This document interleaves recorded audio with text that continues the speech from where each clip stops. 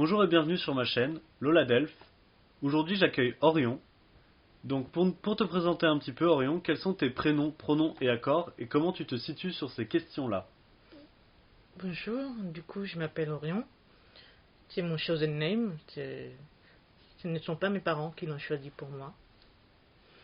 Et je n'utilise que le pronom il aux accords masculins de façon exclusive depuis environ un peu moins d'un an, quelque chose comme ça. C'est relativement nouveau que ce soit définitif parce que pendant des années j'ai simplement utilisé le pronom elle parce que c'est celui que j'avais de base et que je ne savais même pas si j'avais le droit en fait d'en changer. Je croyais qu'il fallait un permis de transidentité et que personne m'a donné la procédure pour avoir le permis. Et à partir du moment où je me suis donné le permis de transidentité, j'ai été très gourmand, j'ai pris les 3 pronoms directs. Du coup, ça a duré 2 ans, alterné entre elle, il et elle. Mais en fait, dans les faits, j'ai parlé tout le temps masculin. Faut pas se mentir. C'est pas bien de se mentir. D'accord, bah merci du coup. Et qu'est-ce que c'est pour toi la non-binarité? Ben, basiquement, c'est sortir des codes binaires de genre. Ok. Comment est-ce que tu te situes vis-à-vis d'elle? Très loin. De façon tellement lointaine que mon genre est en réalité un xénogenre.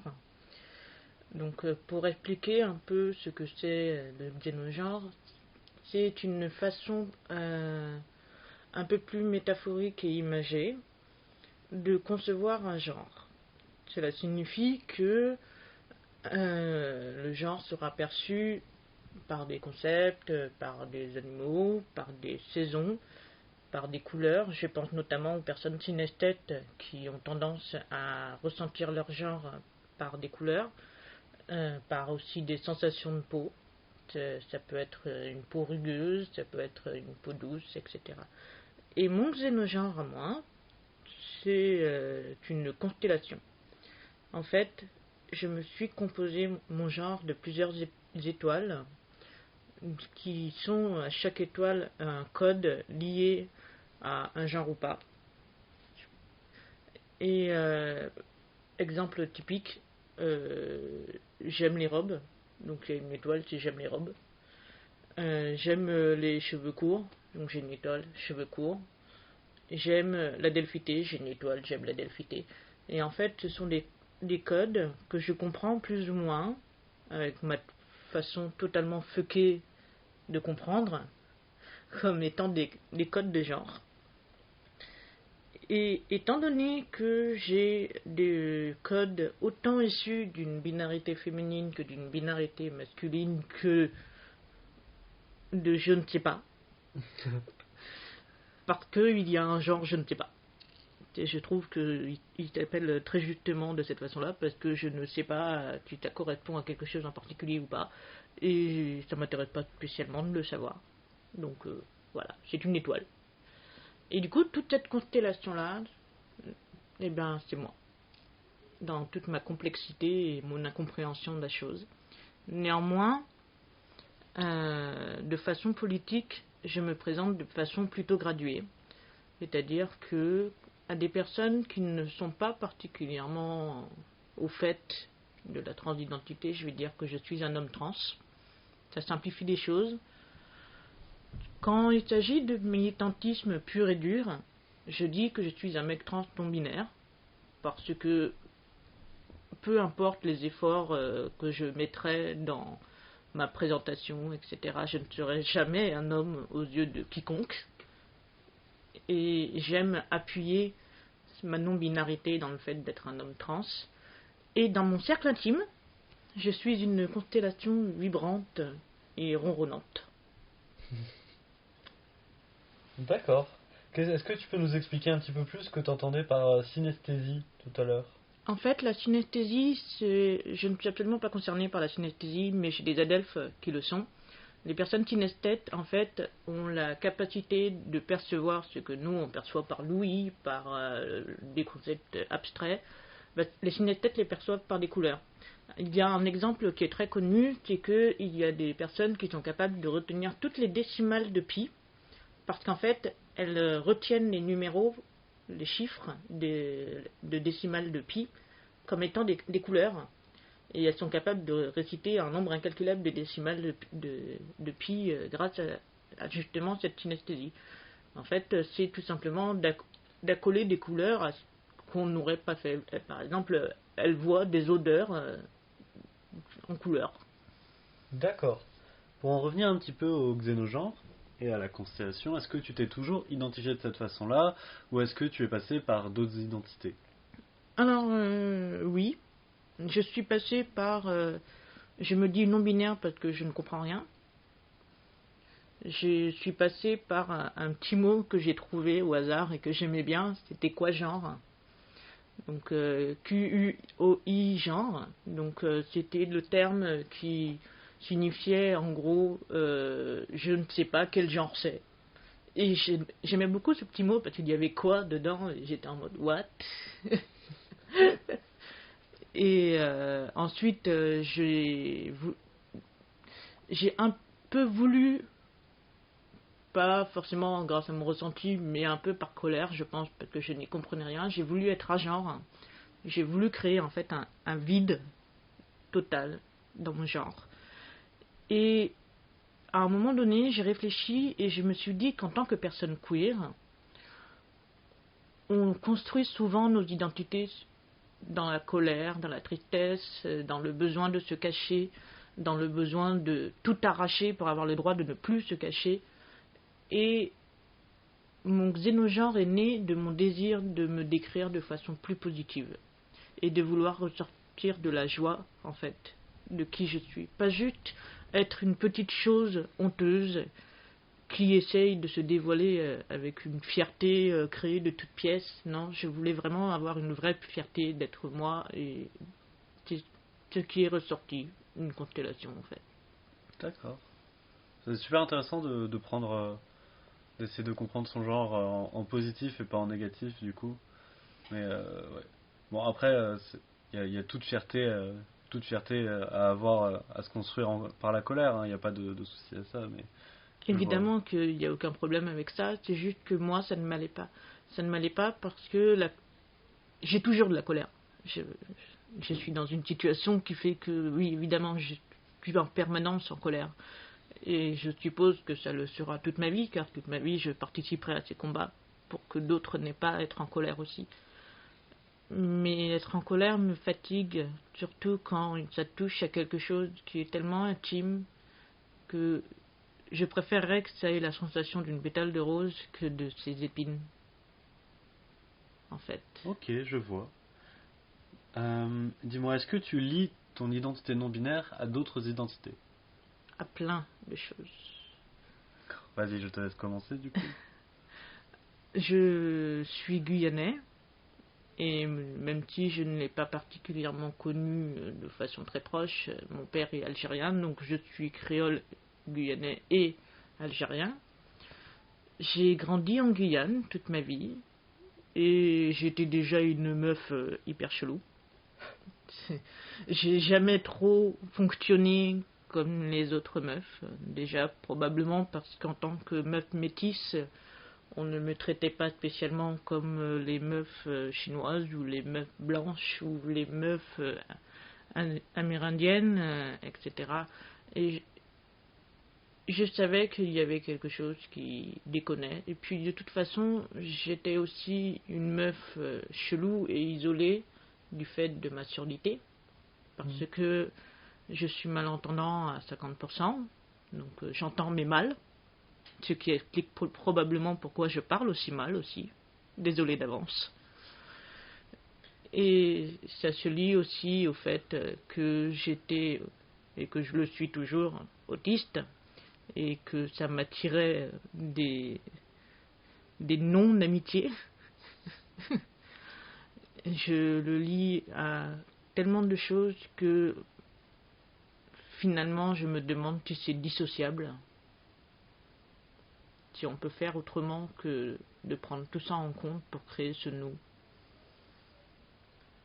Tu penses du coup que si t'étais un peu, si t'as eu du mal à construire cette constellation, tu penses qu'en gros tous ces éléments-là font partie de cette constellation? Oui, ça y fait totalement partie.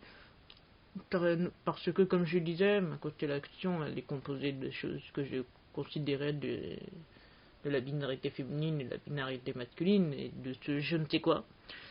Et dans ce je ne sais quoi, je ne sais pas quoi, etc., il y a des faits. C'est un fait que je sois malentendant. C'est un fait que j'ai le dos explosé et que j'ai des douleurs chroniques. C'est un fait que je suis autiste et que je ne comprenne pas grand-chose à tout ce qui est des codes énormes et toutes ces choses qui semblent tellement acquises pour certaines personnes, mais qui ne le sont pas pour moi. Ou alors personne ne s'est posé avec moi et m'a expliqué. En tant que personne guyanaise, comment est-ce que tu as abordé, comment est-ce que tu as été amené à découvrir la non-binarité, comment est-ce que tu as été amené à savoir que tu étais non-binaire et comment est-ce que ton vécu de personne guyanaise a influencé ta transidentité? Alors, déjà la non-binarité, quand j'étais ado, je ne connais pas.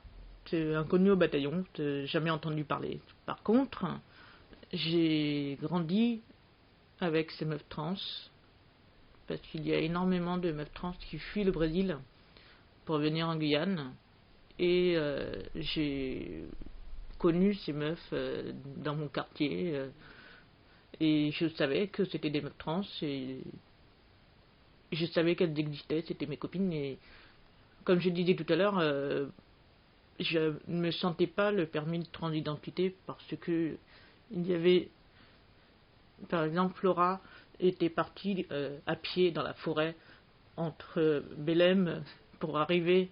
Belém, c'est une ville au Brésil. Elle est arrivée à pied à Oiapoque, puis a traversé à la pirogue jusqu'à Saint-Georges pour arriver en Guyane.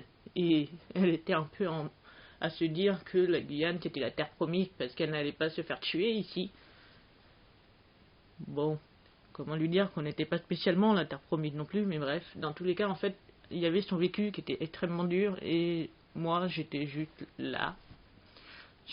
J'étais la fille aînée de ma mère qui galérait avec un mari pas génial et moi qui vivais des choses assez horribles à la maison, mais j'étais dans une sorte de oh, c'est normal, c'est ma vie.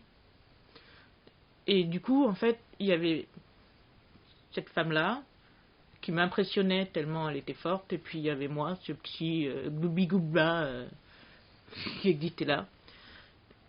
Et en fait, au fur et à mesure du temps que donc j'ai découvert la non-binarité et que je me suis rendu compte que je ne ressemblais absolument pas aux femmes de mon âge ou d'un autre âge ou de quoi que ce soit, et que cette non-binarité était pour moi, je me suis rendu compte aussi que en tant que personne non blanche, dans tous les cas, je ne pouvais pas être binaire. Parce que c'est quoi le genre? Le genre, c'est une distinction qui a été faite de façon binaire dans la société pour créer des rôles dans une société. Et ces rôles-là étaient tellement bien définis que pour en sortir, c'est un combat. Mais il faut réaliser que ce combat n'est pas seulement contre soi-même, il est contre des générations, et contre notre propre génération aussi. Et du coup, quand on parle de binarité, souvent on a dans l'esprit la binarité d'une femme blanche, hétéro, et tout ce qui va bien, évidemment, valide, etc., etc. Et il y a à côté l'homme blanc, hétéro, valide, etc., etc. Il y a mon chat qui est en train de passer devant le micro, donc je vais le pousser, voilà. Et donc du coup, quand on a cette image-là de ces deux genres blancs, on oublie que, ne serait-ce qu'à l'époque de l'esclavage, qui fait partie de mon histoire, les femmes noires, et les femmes d'esclaves d'ailleurs, n'étaient absolument pas traitées comme les femmes blanches, parce que les femmes noires étaient elles-mêmes décrites comme femmes, mais comme étant des objets qu'on pouvait classifier, parce que, pour la petite anecdote, selon le degré de métissage noir-blanc, il y avait des noms. Et moi, par exemple, je suis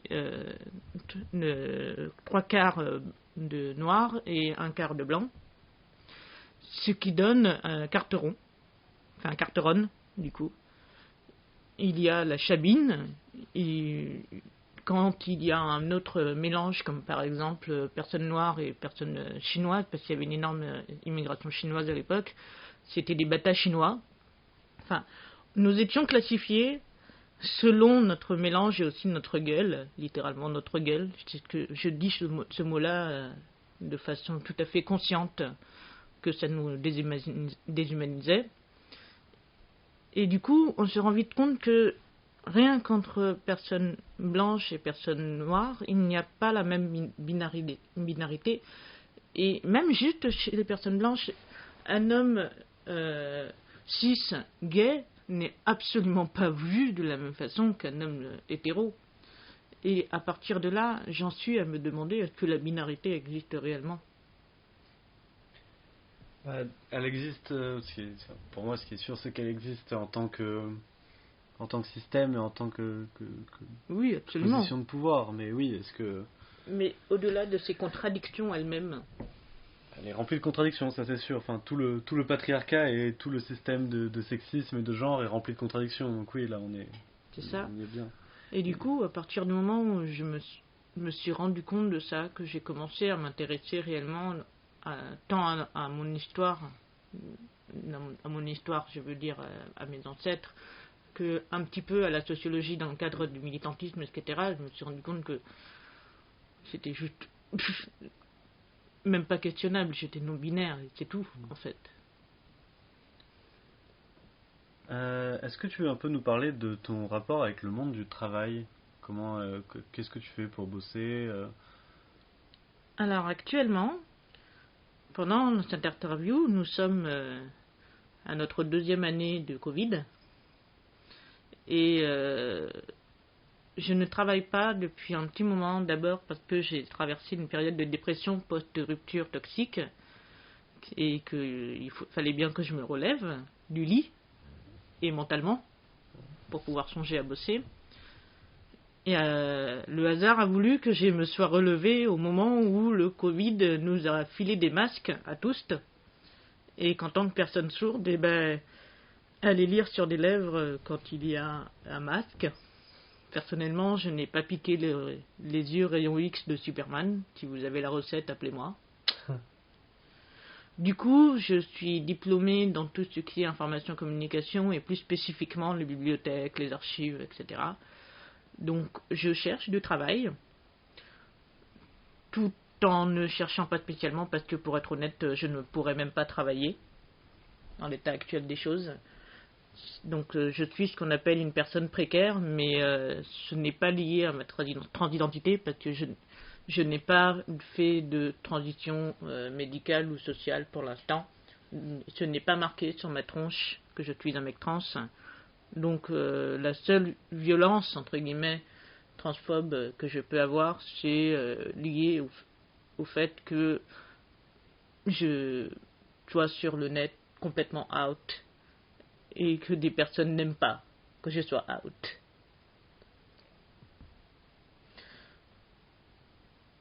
D'accord. Merci beaucoup pour ton retour. Dis-moi, quand se sont passés tes coming out ? Enfin, si tu as fait des coming out, voilà. Raconte-nous un petit peu tes différents coming out. Alors, pour être tout à fait honnête, j'ai fait très peu de coming out dans ma vie parce que j'avais pas envie de faire des annonces publicitaires dignes des plus grands coming out qu'on pourrait savoir, mais il y en a quand même un peu, dont une anecdote que j'adore raconter à mes amis parce qu'elle leur fait beaucoup rire. au-delà de tout ce qui est extrêmement grave, c'est assez drôle. Donc, ce n'est pas un coming out non-binaire ou trans, c'est le coming out à mes 15 ans du fait que je sois lesbienne. Donc, en fait, un beau jour, j'ai été voir ma maman et je lui ai dit « Maman, je suis lesbienne ». Donc, elle m'a regardé et elle m'a fait « Très bien, tu vas acheter le pain sinon ?» Donc, autant vous dire que c'est probablement la meilleure réaction possible à un coming out, parce que j'aime beaucoup ma mère. Voilà. Et étant donné que ça s'était si bien passé, il y a Lola qui est en train de rigoler à côté parce qu'elle connaît déjà l'histoire. Mais du coup, t'es allé chercher le pain, c'est la question qu'on se pose tous. Ah, mais je suis allé chercher le pain, évidemment, parce que j'étais l'enfant le plus obéissant. Non, c'est faux. Non, mais je suis allé chercher le pain quand même. Ta maman a eu sa baguette, c'est bien. Oui. Et du coup, comme ce coming out s'était bien passé, il faut savoir que j'étais d'une naïveté effarante à 15 ans et que pour moi, l'homophobie a connu au bataillon. Je ne savais pas que ça existait, enfin, je ne savais pas encore. J'allais l'apprendre par la suite, mais j'ai surtout appris le week-end suivant parce que, étant donné qu'il y avait un petit repas de famille, quand je dis petit repas de famille, je parle d'une famille créole. Donc, on est sur du 70 personnes dans une salle des fêtes.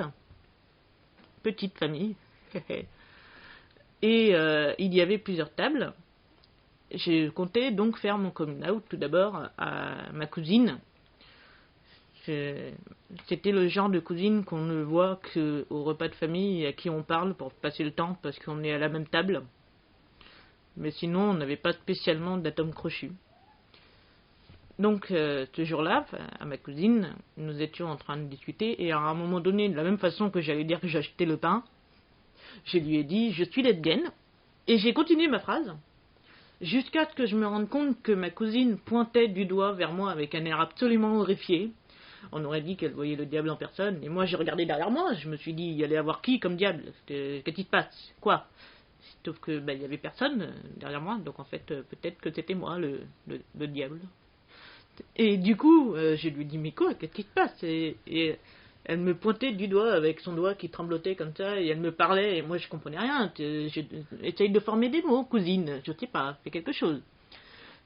Et du coup il y a la maman de ma cousine qui a débarqué parce que son enfant était en train de perdre son latin, donc il faudrait voler à son secours tout de suite. Et là, enfin, ma cousine découvre le don de la parole et dit « Maman, elle est lesbienne !» Et je ne me souviens plus exactement comment ça s'est passé, mais en gros, ma tante, qui était l'archétype de la créole catholique intégriste, extrêmement portée sur la messe et sur la morale, qui commence à m'insulter de nom d'oiseau parce qu'apparemment c'est pas bien d'être lesbienne.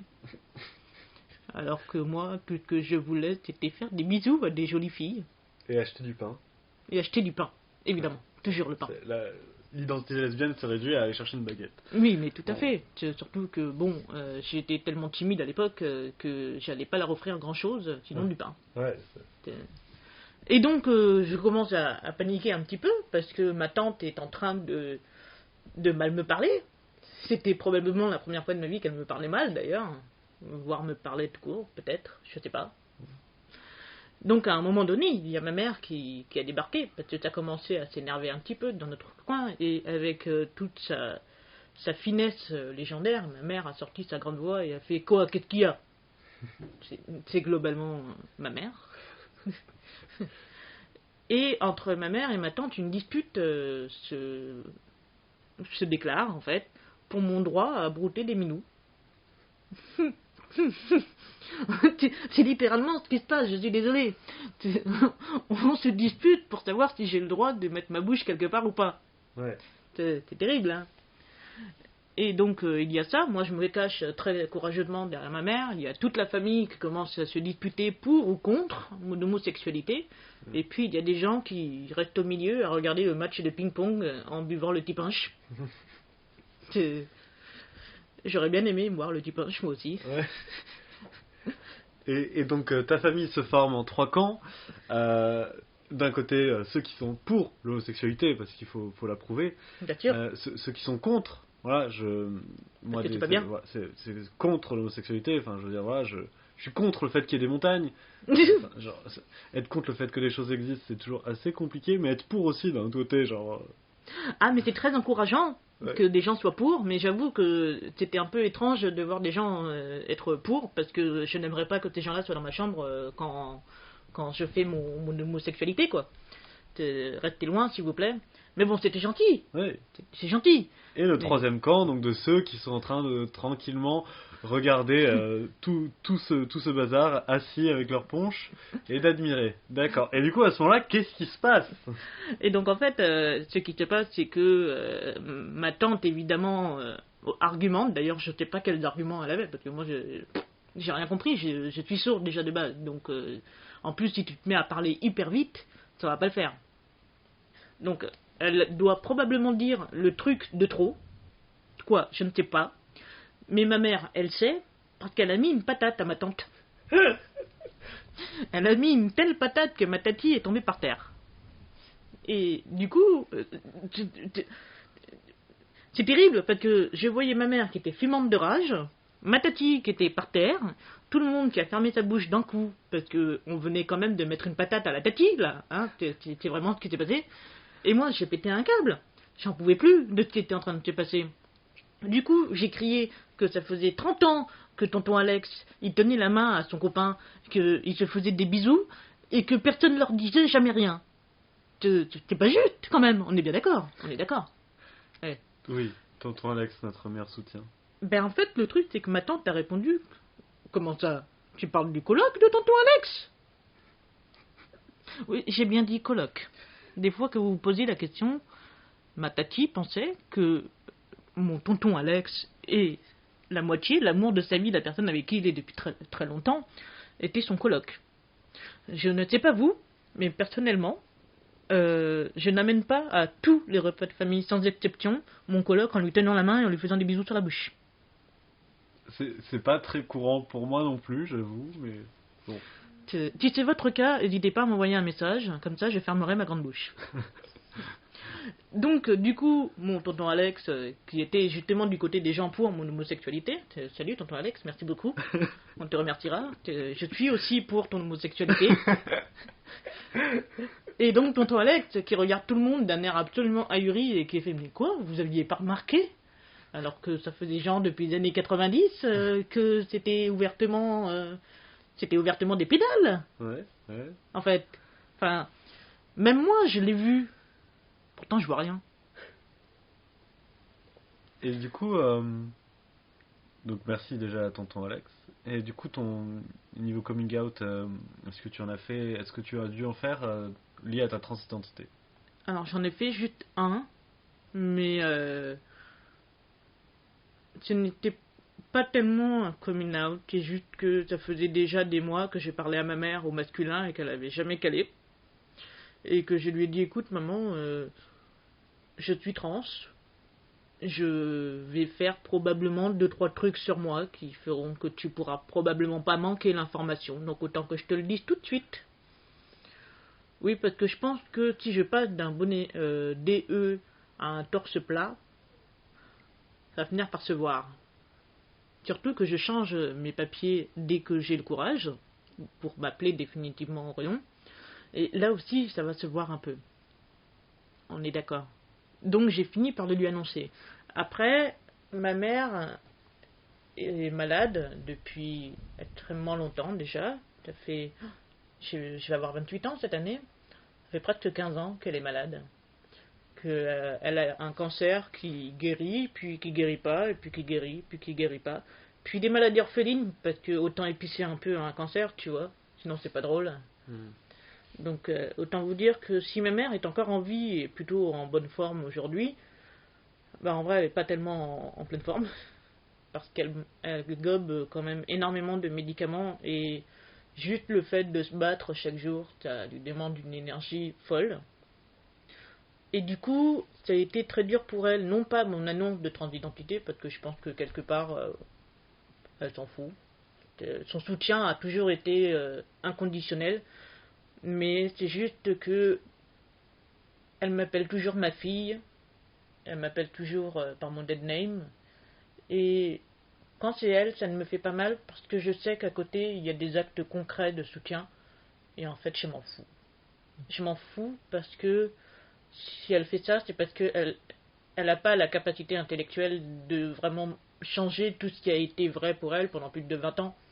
Parce que j'ai 28 ans, j'ai fait mon coming out l'année dernière, ça a été presque 30 ans, où elle a eu une fille avec un tel prénom et un tel pronom.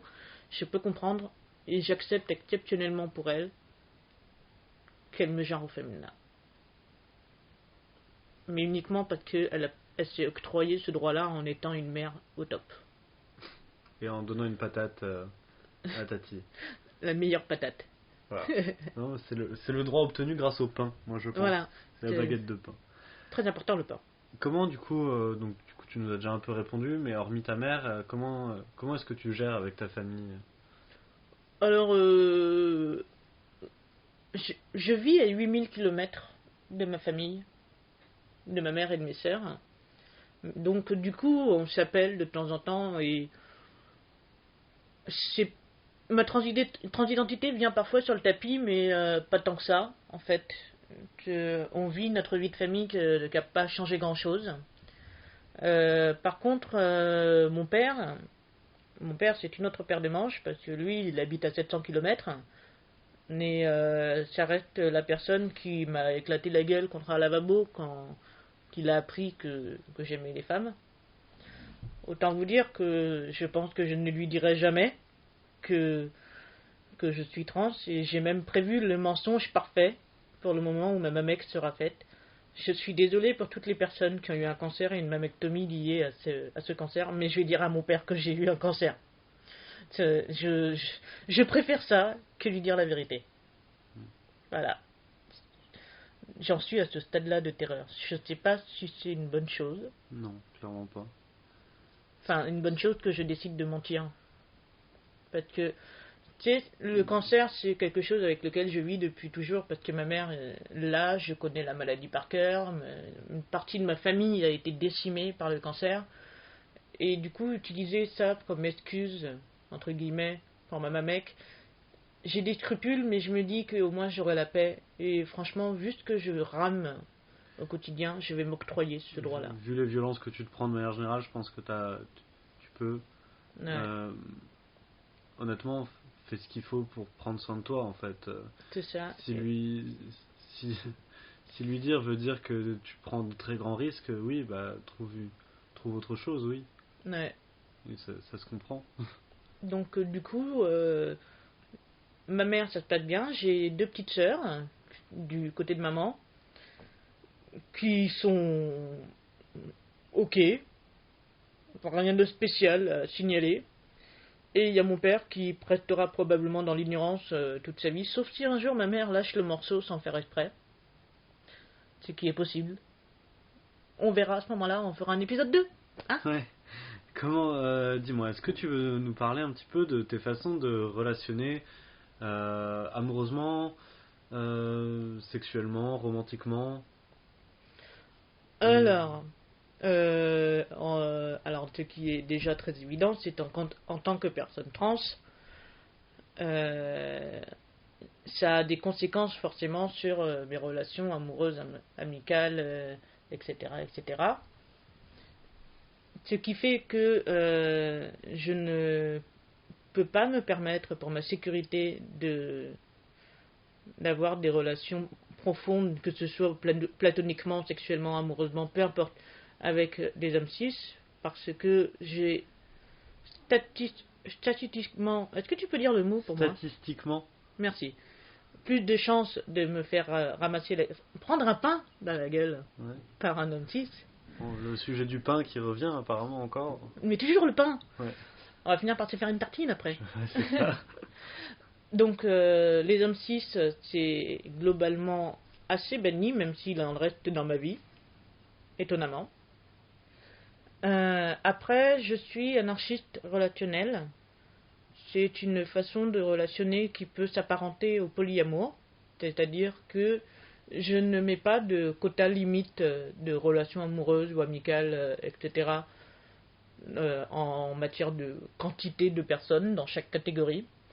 Et surtout, en fait, on en est à un certain stade où mes émotions et mes façons de les appréhender sont en train d'évoluer, et c'est compliqué encore aujourd'hui de décider si mes relations romantiques le sont parce que je les aime d'un amour romantique ou parce qu'on y met une série de codes qui correspondent aux relations romantiques.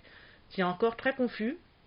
Ça fait quelque temps déjà que je suis anarchiste relationnel, mais j'ai remarqué depuis quelques mois cette évolution-là.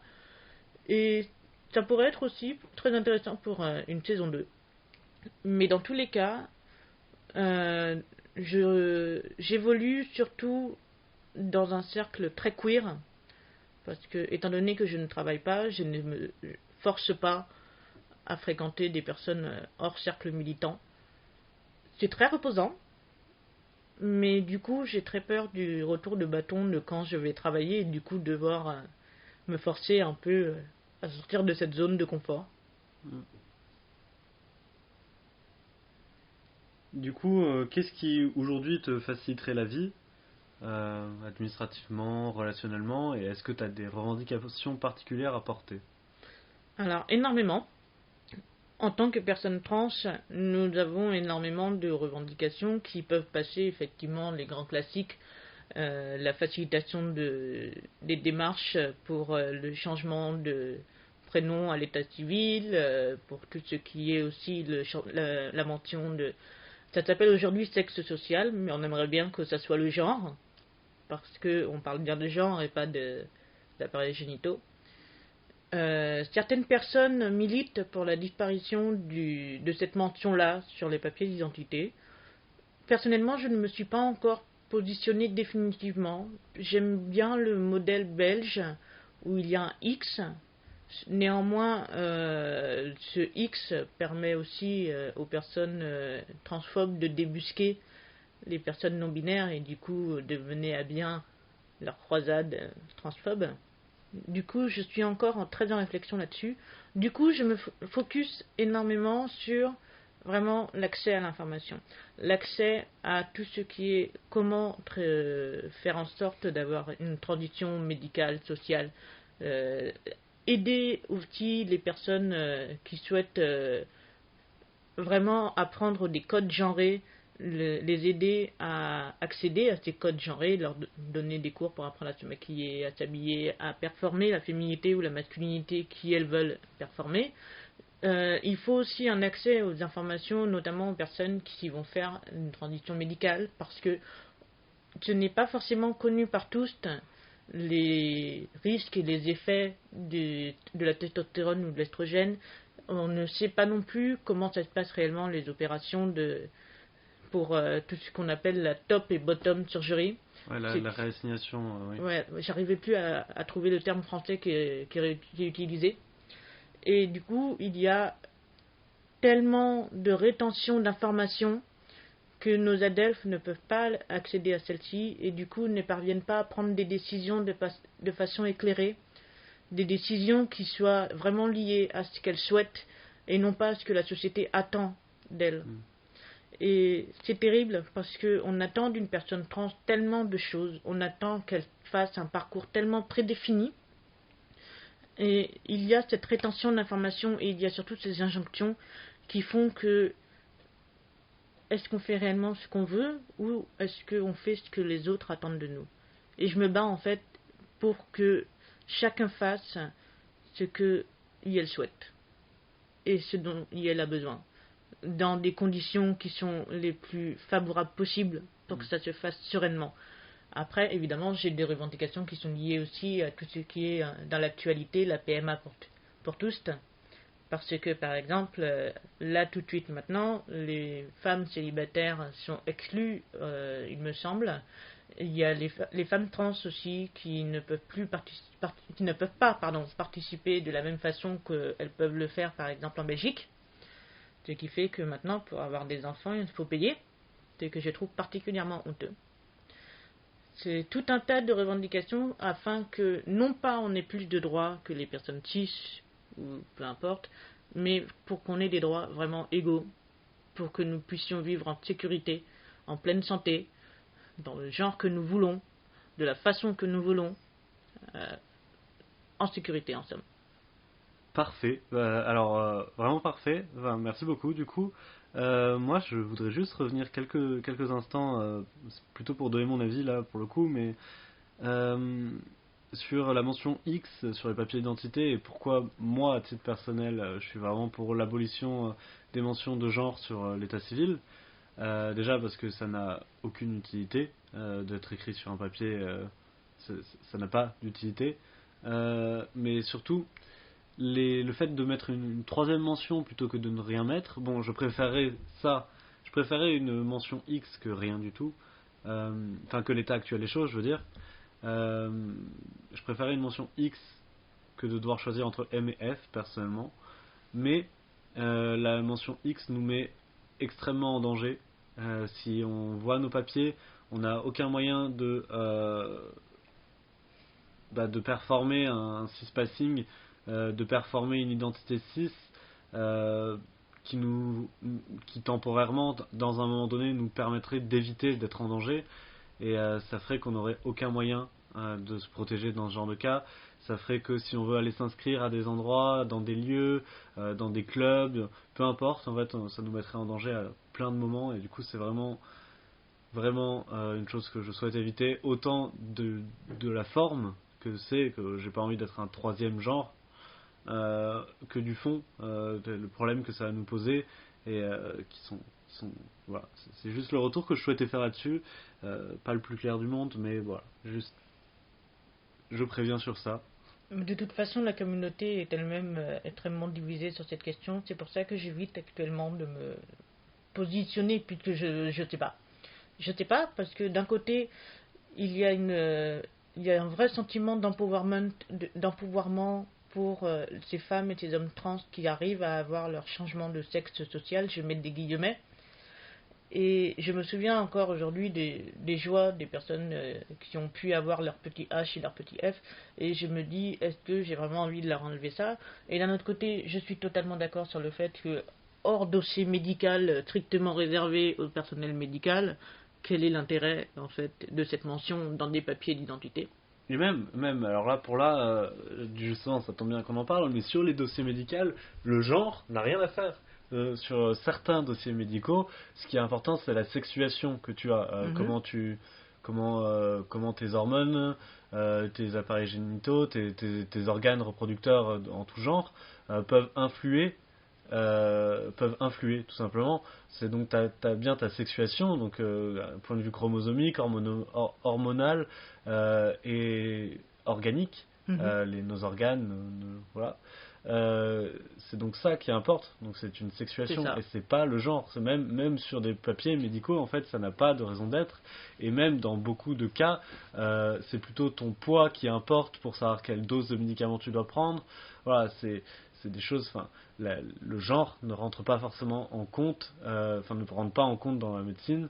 Du moins, ça dépend si on parle de psychologie pour parler de transidentité, mais même là, il n'y a pas besoin de noter une case F ou M ou X. On peut tout simplement noter comme on parlerait d'autre chose. Il n'y a pas de case autiste sur ma carte d'identité.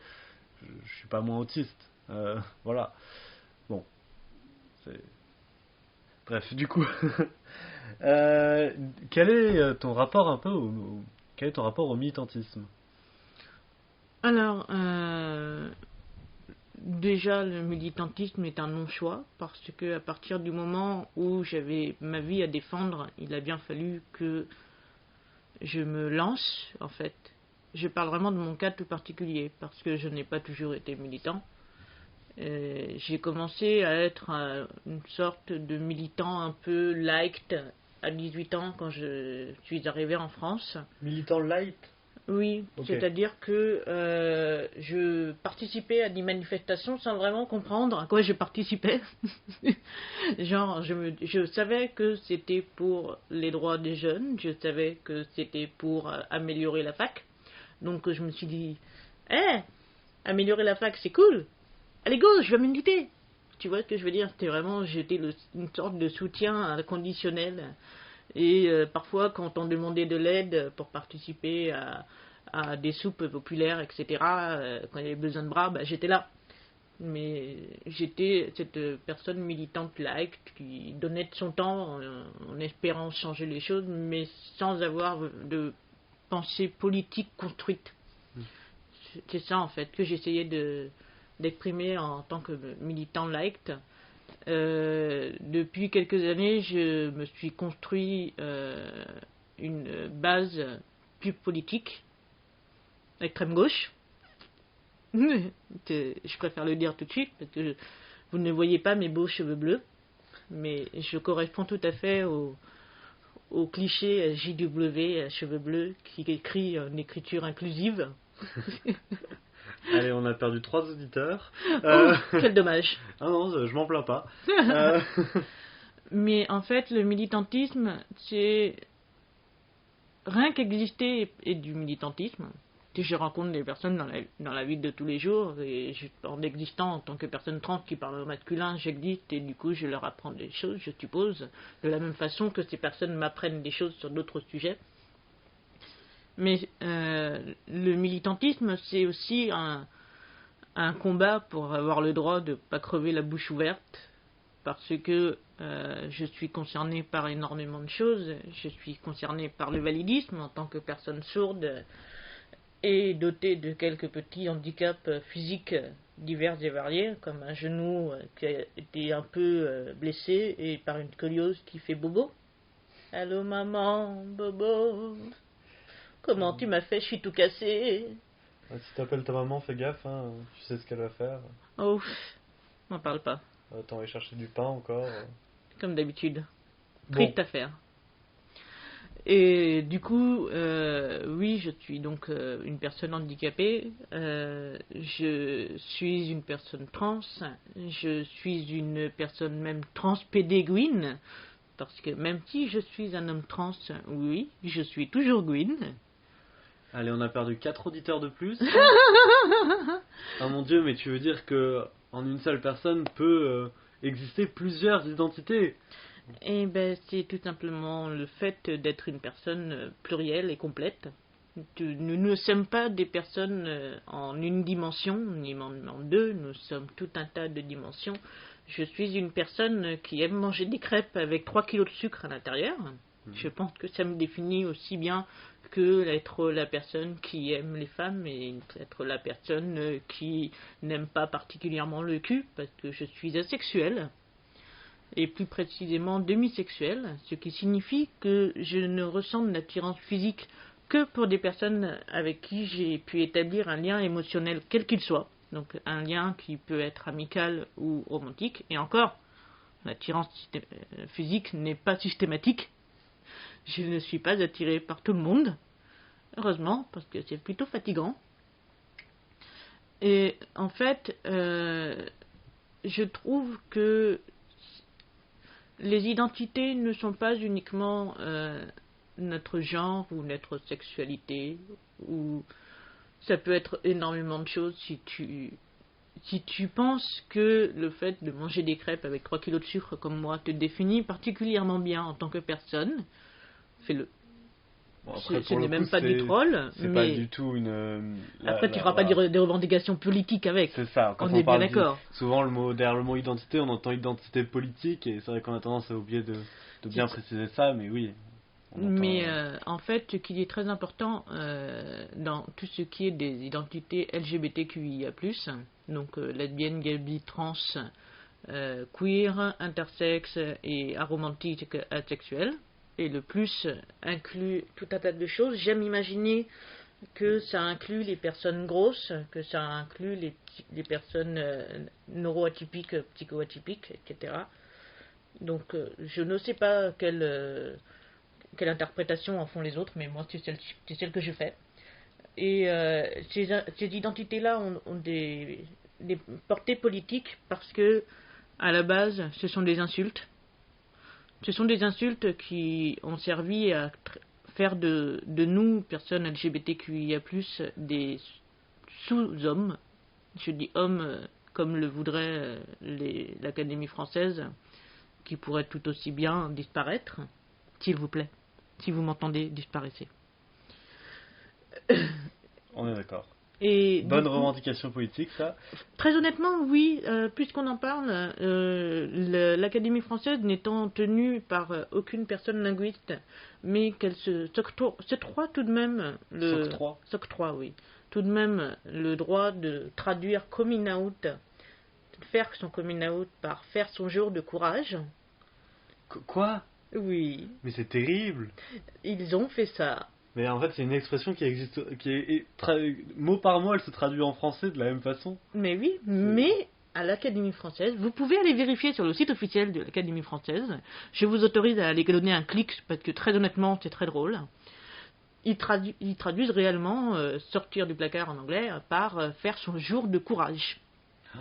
Et je trouve ça plutôt culotté de reconnaître qu'il faut du courage pour faire son coming out, mais pour autant pas se battre contre l'homophobie, la transphobie, la biphobie, la lesbophobie, toutes ces choses en phobie. Qu'est-ce que vous faites, vous, l'Académie française, vous, hommes blancs, cis, extrêmement élitistes, qui vous battez pour une belle langue française, et qui rabaissez toutes ces personnes, comme par exemple mes chères sœurs Aya Nakamura et Weshden, qui ont l'audace de parler français, mais pas le même français que vous, et qui avez, vous, l'audace de leur chier à la gueule avec votre racisme. Disparaissez réellement, s'il vous plaît. Entendez-moi. Pas comme moi. Oui, donc, en étant concerné par toutes ces choses-là, le militantisme, en fait, c'est énormément de combats en même temps, qui prennent une énergie folle, mais qui, à terme, j'espère, peut-être pas ma vie, mais rendra la vie de d'autres adelphes, de d'autres générations plus simple. Est-ce que toi tu te reconnais, est-ce que tu te sens représenté dans les différentes communautés queer, LGBTQIA+, et non-binaires? Est-ce que tu te reconnais Alors c'est très drôle, parce que je me plains souvent de l'absence des mecs trans métis dans mes cercles, qui sont pourtant vastes. Je suis dans beaucoup d'endroits. Et du coup, je me plains à mes amis, parce que j'aime beaucoup me plaindre dans la vie. Écoutez-moi, s'il vous plaît. Et ces mêmes amis me disent, mais pourtant moi j'en connais plein. Et je suis là, mais où êtes-vous? Pourquoi vous venez pas me parler à moi? Venez, s'il vous plaît, les copains. Donc, de là à dire que je ne me sens pas représentée, non.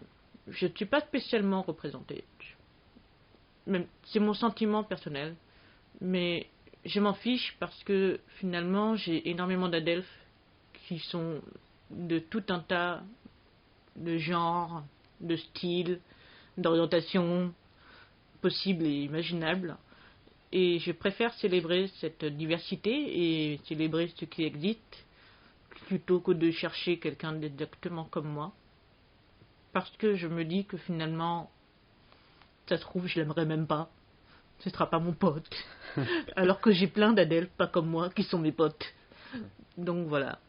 Je pense que notre commu, aussi compliquée à vivre soit-elle, reste quand même importante, belle et surtout nécessaire, car c'est probablement grâce à ma commu que parfois j'ai eu à manger dans mon assiette, car ce n'est pas l'État qui m'a prêté 40 balles quand j'avais faim. Merci les adelphes, je vous aime. Bisous. Okay, ouais. D'ailleurs, est-ce que tu voulais nous parler, je crois que tu avais mentionné les questions de gestion de crise et les questions de call-out dans les communautés queer. Alors oui, les call-out. Tu peux nous parler un petit peu plus précisément de ce que c'est le call-out déjà Le fait de faire un call-out, c'est le terme anglais pour littéralement dénoncer.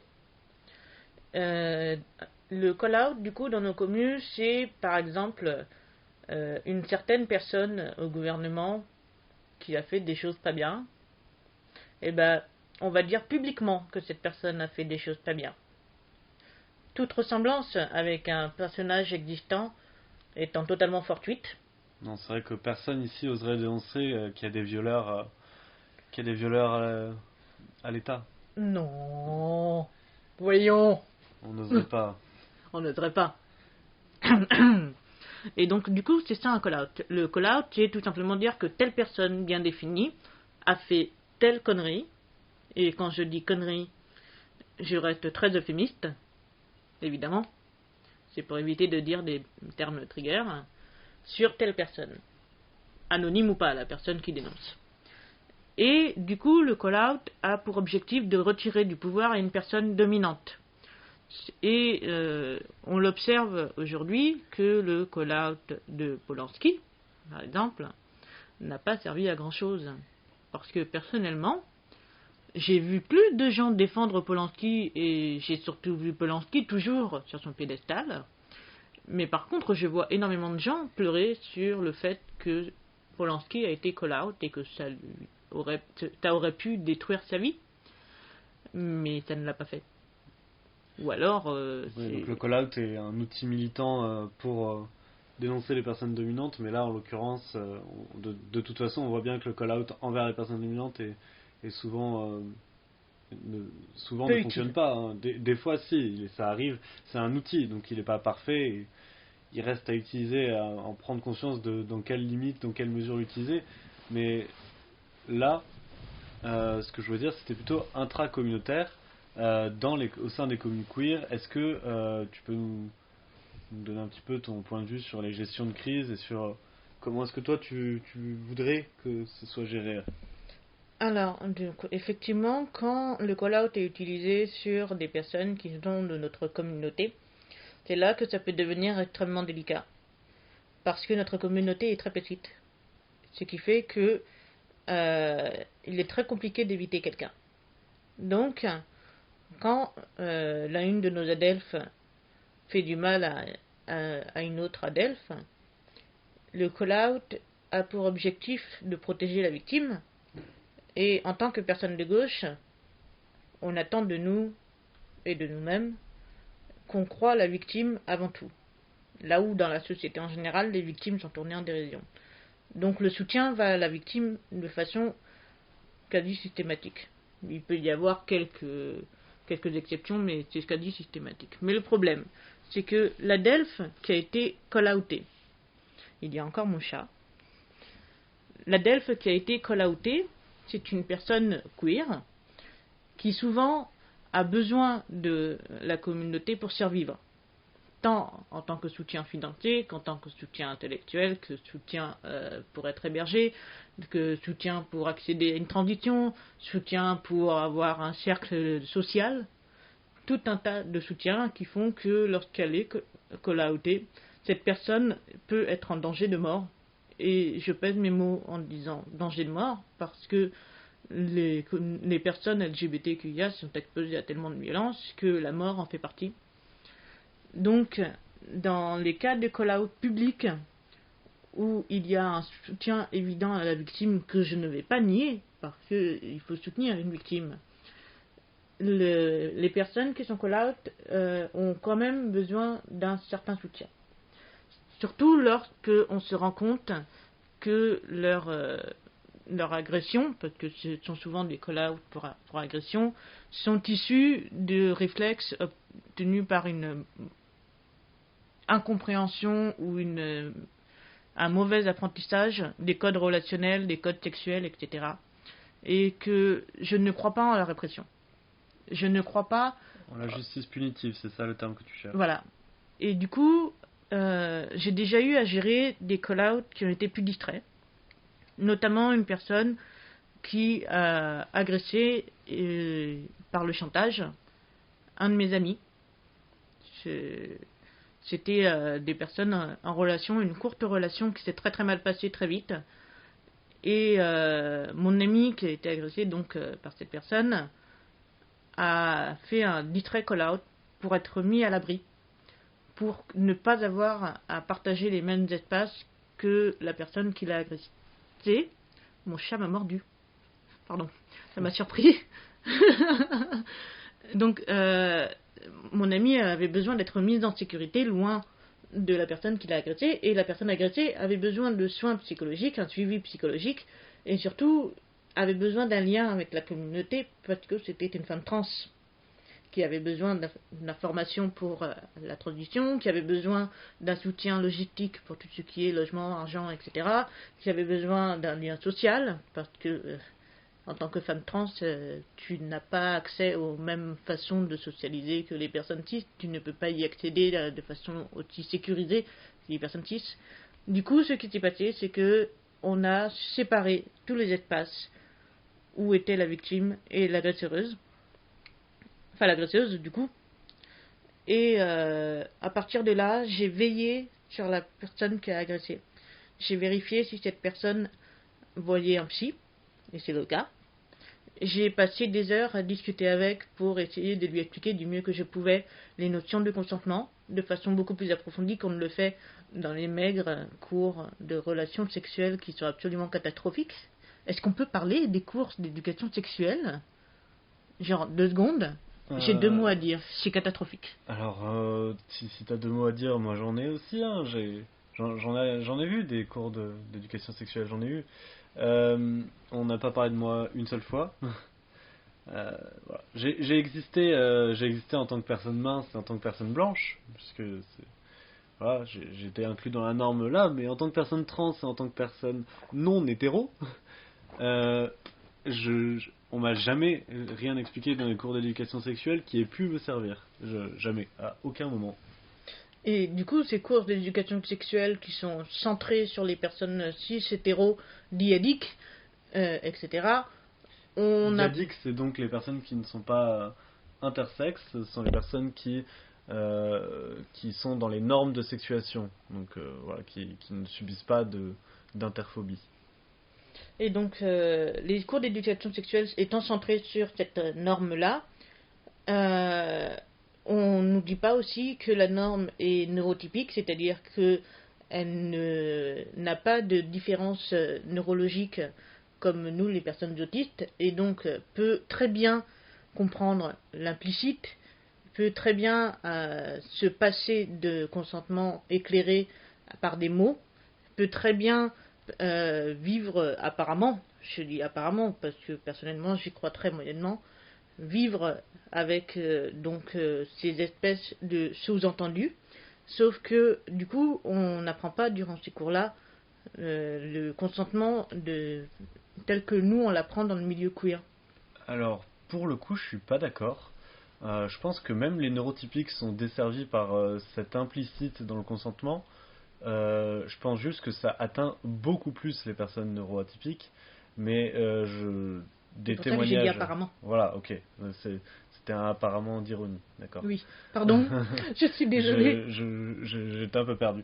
Bon, c'est pas grave, c'était encore moi qui étais autiste et qui n'ai pas compris que c'était de l'ironie. Je t'écoute, continue. Et donc, je ne sais plus où est-ce que j'en étais. Je vais recommencer. Donc, le cours d'éducation sexuelle étant une horreur, on n'apprend pas aussi bien le consentement tel que nous, dans la communauté queer, on le rabâche. C'est-à-dire que le consentement ne concerne pas que la sexualité. Le consentement concerne absolument tous les aspects relationnels, sociaux. Et quand je dis relationnels sociaux, ça veut dire même un contact physique pour un câlin. Un câlin est quelque chose réputé comme très positif, qui est réputé comme étant tellement positif que personne ne peut refuser un câlin. Enfin, qui aurait l'idée de refuser un câlin? Eh ben, il y a des gens qui n'aiment pas les câlins. Et demander avant de faire un câlin, c'est bien. Même au-delà de ne pas aimer les câlins, il y a des gens qui ne supportent pas les contacts physiques et pour qui c'est très violent. Au-delà même juste d'une non-envie qui est déjà tout à fait à respecter, il y a des gens pour qui c'est juste pas supportable les contacts physiques et c'est violent. Et puis si on parle du respect du consentement aussi, est-ce qu'on pourrait arrêter de toucher les cheveux des inconnus? Voilà, surtout quand ces personnes ne sont pas blanches. Voilà. Alors en tant que personne créole, j'ai les cheveux très frisés. Et encore que là, ils sont relativement courts, donc ça ne se voit pas trop. Mais quand j'avais des cheveux très longs, extrêmement frisés à la limite des cheveux crépus, je ne peux pas compter le nombre de personnes qui ont considéré mes cheveux comme un domaine public. Je ne peux pas considérer le nombre de gens qui ont touché mes cheveux dans mon dos et qui m'ont fait sauter en l'air tellement j'avais peur. Et des gens même qui disaient mais pourquoi tu sautes comme ça, enfin je t'ai juste touché les cheveux. Et moi j'étais là, mais tu es le 40 millième de ma journée, va-t'en en fait. Donc à partir du moment où on considère le consentement pas réservé à la zone sexuelle, eh ben on se rend compte que on a loupé beaucoup de choses dans ce cours d'éducation. Et du coup, pour en revenir à la personne qui a été call out, et à partir du moment où elle a pu apprendre toutes ces choses-là, qu'elle a pu apprendre effectivement et du coup retenir le réflexe de faire attention à ce qu'elle souhaite et à ce qu'elle fait avec d'autres personnes, eh ben on se rend vite compte que ce qui était arrivé avec mon amie aurait pu être évité. Ça aurait pu être évité avec des choses qu'elle aurait pu savoir bien avant, mais ce sont des savoirs auxquels elle n'avait pas eu accès. Parce que... Pourquoi? Parce que la société est transphobe, validiste, tout simplement, déjà. Je pense que tu as donné un début de réponse. Moi, du coup, pour un peu résumer ce que tu nous dis, je pense que vu qu'on en a déjà un peu parlé, ce que tu veux dire, en gros, c'est que la justice punitive ne fonctionne pas, en tout cas en intracommunautaire, c'est entre nous, c'est pas quelque chose qui fonctionne, c'est quelque chose qui va juste servir à bannir les gens, à les précariser encore plus, à ne pas les éduquer, et parfois, quand on va juste reculer, repousser une personne toxique d'un petit groupe, au lieu d'essayer de régler le conflit, de gérer le conflit, juste essayer directement de call-outer et de jeter cette personne, on va juste l'amener à être toxique et ne pas du tout se remettre en question dans d'autres lieux et refaire d'autres victimes. Et déjà, c'est problématique pour la personne en elle-même qui est call-outée parce que bah, on peut aussi essayer de l'aider elle, mais surtout, ça va en fait amener à ce qu'il y ait d'autres victimes derrière. Et voilà, c'est quand même c'est ce qu'on appelle l'escalade de la violence. Et en fait, l'objectif d'une médiation telle que ce que j'ai fait, c'est vraiment la désescalade. C'est vraiment l'apaisement des tensions. C'est vraiment d'amener à ce que chaque personne individuelle qui a pu avoir des gestes qui étaient dus à de l'ignorance, qui étaient dus à des mauvais réflexes, qui étaient dus aussi à des réactions traumatiques, parce que nous sommes nombreux dans la commune à avoir été agressés, à avoir connu des violences de tout genre et à avoir du coup des réactions traumatiques, littéralement. Je vous invite d'ailleurs à lire ce qui a pu être écrit par le collectif Support Your Local Gang Girl sur le thème du call-out, si je ne me trompe pas. J'espère que je ne me trompe pas, sinon je suis désolée. N'hésitez pas à dire en commentaire où est-ce que c'est en réalité. Et du coup, à partir du moment où on a ces réactions dues à l'ignorance, à la maladresse, à la réaction traumatique, punir ne fera jamais s'améliorer les choses. Après, ne pas oublier quand même que c'est violent, c'est de la violence, c'est légitime de dénoncer cette violence. Totalement. Vous n'avez pas à subir ça. Si jamais vous avez été victime de quoi que ce soit, déjà, notre priorité numéro une est de prendre soin de vous si vous avez été victime de quelque chose. Votre parole est importante et doit être entendue. Tout simplement, ce qu'on veut dire, c'est que juste condamner, c'est pas forcément la solution. Et on n'est pas non plus en train de dédouaner de toute responsabilité les agresseuses, les personnes qui commettent des agressions et qui commettent des violences. Certaines déjà ne veulent pas être aidées et commettent ça voilà, commettre ça, je ne saurais pas expliquer comment ou pourquoi, mais voilà. Mais on n'essaie pas d'excuser ces personnes, tout simplement, il y a un contexte, il y a des choses qui arrivent, et on peut améliorer ces situations et éviter juste qu'elles soient gérées d'une manière soit catastrophique, dans le sens où on ne va pas croire la victime et laisser l'agresseur continuer d'exister, de faire sa vie et de rendre mal la victime, soit on croit juste la victime et on s'arrête sur une condamnation brutale, nette et qui est d'exclure complètement la personne. Et on se rend bien compte que les deux solutions-là ne fonctionnent pas. Voilà, parce que si on doit petit à petit enlever chaque personne qui fera une erreur dans sa vie, si on doit petit à petit enlever chaque personne de notre entourage qui fait des erreurs, on va se retrouver très vite très seul, puisque ça n'existe pas, c'est pas possible de ne pas faire d'erreurs. Par contre, faut voir comment on gère une fois que ces erreurs sont faites. C'est ça, c'est globalement l'idée que je défends. Pour revenir sur une note un peu plus positive, Orion, dis-moi, comment est-ce que toi tu gères, comment est-ce que tu vis tes euphories de genre? Est-ce que tu veux un peu nous parler de ça? Alors, mes euphories de genre, c'est très rigolo, parce que j'ai eu une euphorie de genre hier, en tenant ma clé à molette, parce que je sais bricoler, et ça faisait très le cliché du mec qui va réparer son évier lui-même, en mode hé chérie, je vais réparer l'évier. Et je rigolais en ayant une petite euphorie de genre en disant c'est bien un petit mec. Et j'en ai eu une autre aussi parce que par un total accident, apparemment, je corresponds à l'esthétique du soft boy, qui est une esthétique très pull, jean, un peu décontracté, chic, schlag. Et j'ai regardé à quoi ça ressemblait et je me suis dit, mais on dirait moi, c'est rigolo. Et du coup, que j'ai réussi, sans faire gaffe, à ressembler à une esthétique qui est réellement liée à la masculinité, au point qu'il y ait boy dans le nom de l'esthétique, je performe cette esthétique même dans la musique que j'écoute.